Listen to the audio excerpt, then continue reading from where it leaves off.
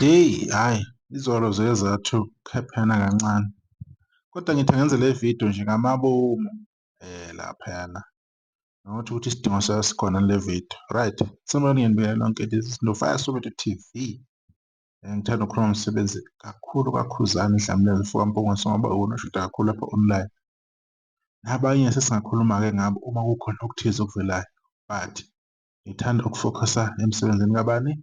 Kakhuzani. Kube namakhomenti ambalwa la, abantu abangajwayeleka ukungena la, kade bavele bephoseke. Ubani laphana no-Ayanda Biyela, uthi mnwethu nini, mina ngicela wenze ividiyo lapho uzoncoma khona ukusebenza ngokuzikhandla Thandeni uvezwe ukuthi ubecindezela kusukela emsakazweni nasemaphepheni.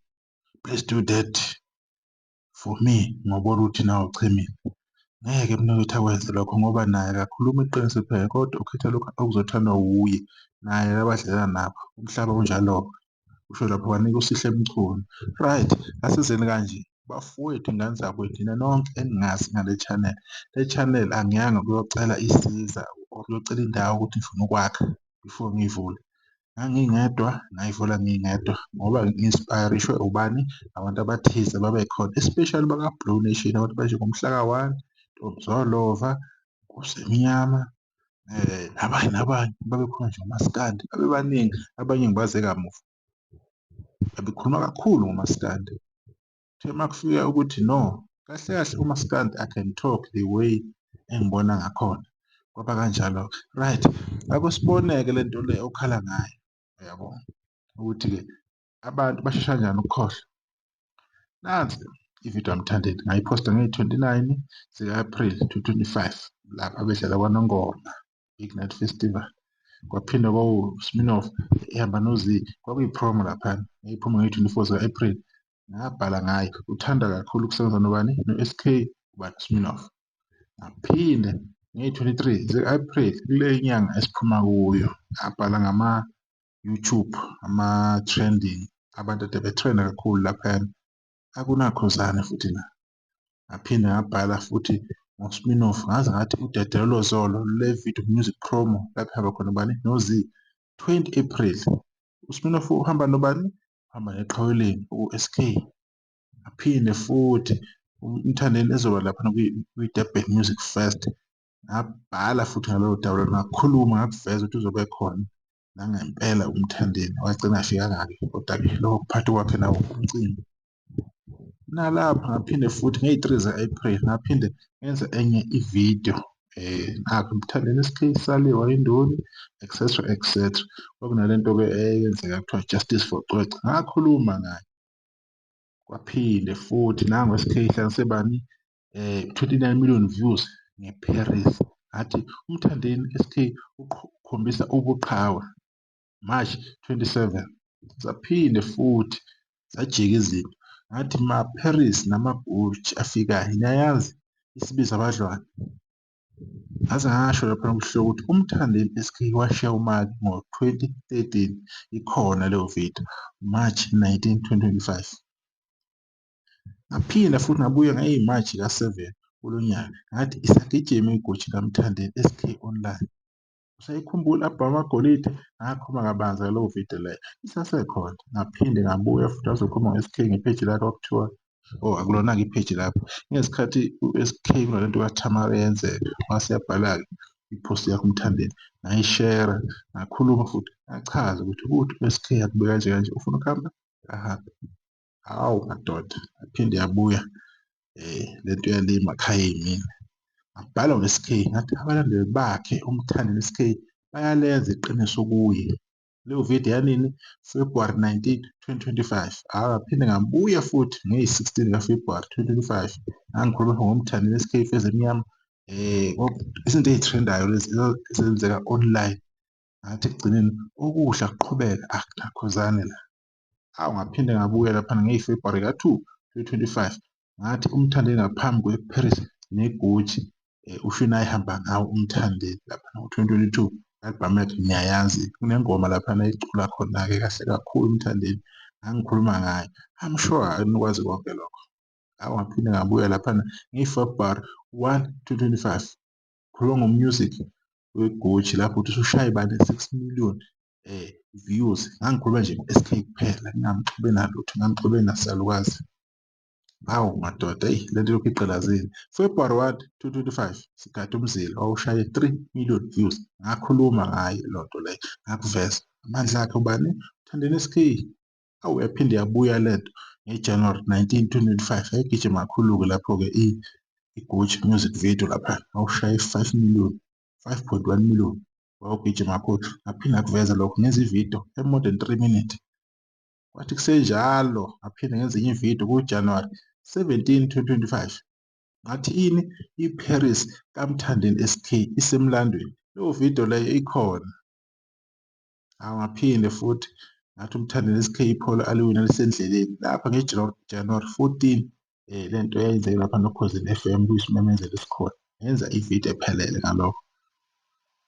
Ngaphinde futhi ngabhala enye ividiyo lapha or ngenza enye ividiyo ngathi ingabe abantu bayali-understand igciwane elisha na? Leyo vidiyo leyo isasekhona manje, yadlala ngeJanuwari 8. Ngibatshela abantu ukuthi uMthandeni ukanje uphishela ushuni wakhe wenkani. Lo abantu abasebekhala ngami esithi 80s one side. Ngaphinde futhi ngakuveza ukuthi ama-80s ayingathintekile ngey'nkulumo ezenzeka. Nangu uMthandeni lapho ecacisa inkulumo yakhe kahle khona ekhethekile ngenhlaka production. Ngaphinde futhi lolu daba lolo ngakuveza because beyikhulumile i-interview engenziwanga yini. Ngakhuza futhi into eyenzeka laphana kuphi eMdletsheni, naku ndiza amabhodlela. Kwakuzi-5 kaJanuwari lento eyenzeka kuGatsheni nelingana uNaledi.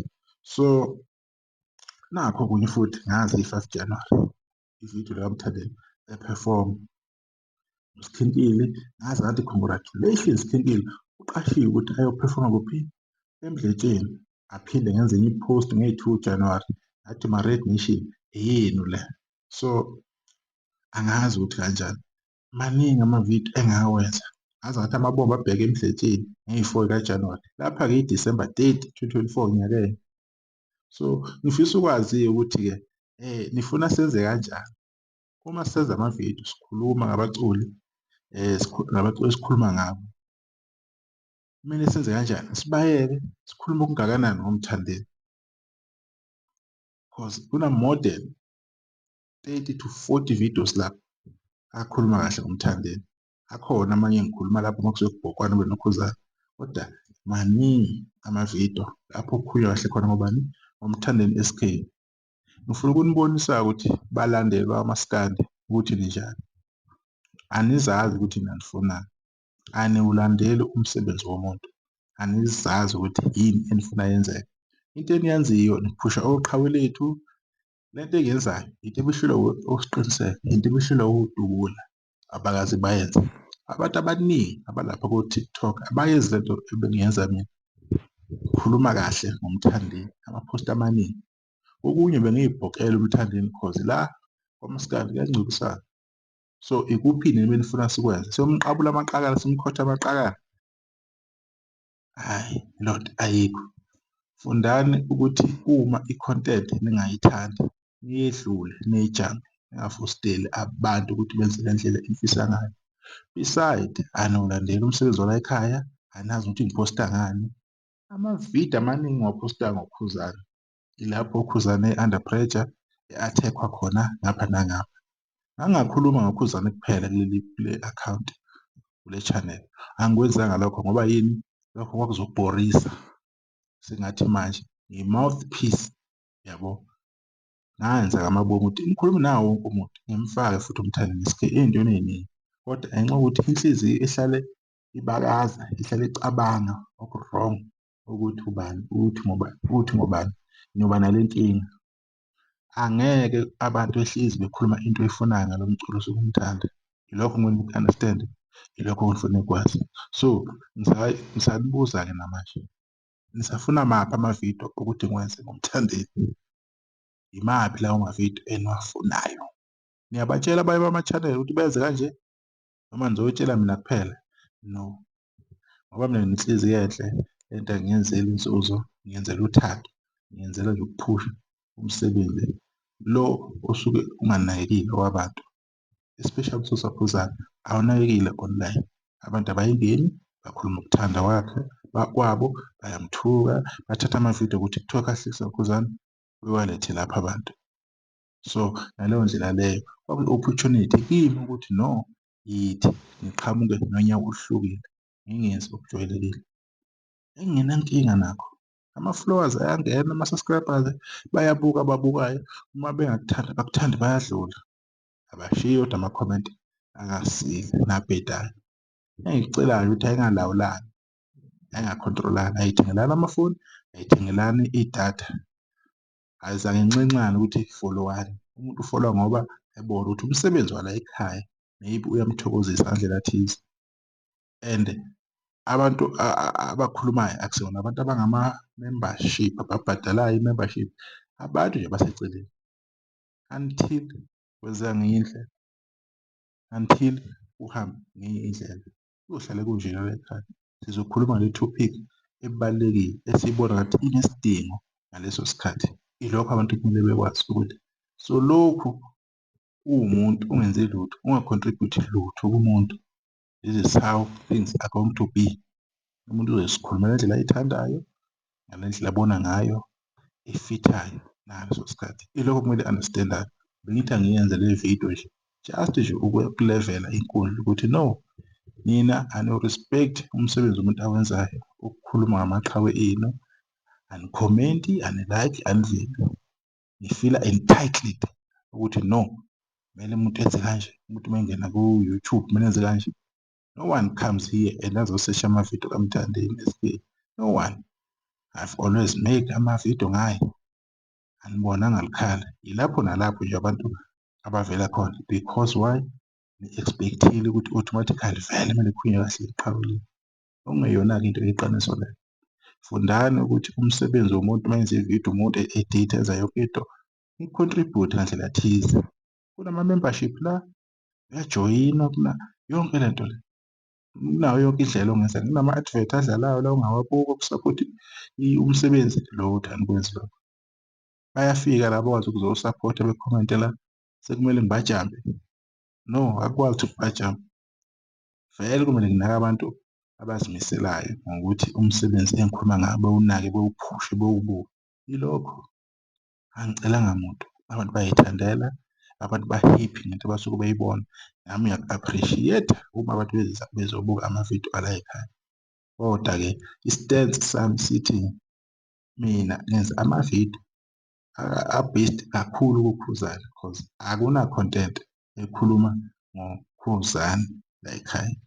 No, ayikho. Ungahamba wonke ama-channel lapho uwa-check, uzofica yonke i-content uKhuzani emxibhayo kulama-page, kulama-channel akwa-YouTube. Bona wonke nje ama-channel uzothola ukuthi iningi i-content exibha bani? uKhuzani. So ngenhlonipho nangesizotha la sizokhanda, asizile ukuzobhidliza amavidiyo kaKhuzani. Iwona amaningi azotholakala because yiyo into vele engayizela ukuzoyenza la. Since engekho omunye o-based kakhulu or omunye nje oyimele o-gender neutral engakhulumi kahle ngoKhuzani, amavidiyo asazoqhamuka sisazowadedela. Angiyona intatheli, angiyona umhlaziyi, angiyilutho. Umuntu nje o-appreciate umsebenzi kaKhuzani, umuntu o-appreciate omaskandi. Uma kunezinto ezinhle abazenzile sizokhuluma ngayo.